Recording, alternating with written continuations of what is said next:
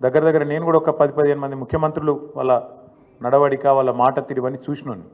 నాకు పక్కన చాలామంది విశేషమైన అనుభవం కలిగిన వాళ్ళు ఉన్నారు. కానీ బహుశా ఇంత దివాలా కోరు మాటలు మాత్రం బహుశా ఈ దేశ చరిత్రలనే ఏ రాజకీయ నాయకుడు కూడా మాట్లాడలేదు. ముఖ్యమంత్రి కాదు, ఏ రాజకీయ నాయకుడు కూడా మాట్లాడలేదు.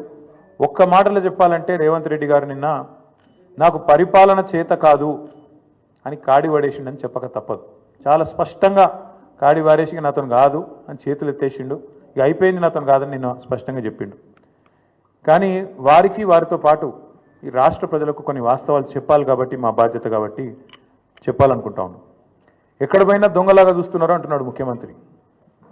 మరి దొంగలెక్క కాకపోతే ఎట్లా చూస్తారు? దొంగలెక్కనే చూస్తారు. నోట్ల కట్టలతో దొరికిపోయిన దొంగను ఖచ్చితంగా దొంగనే అంటారు, దొంగనే చూస్తారు.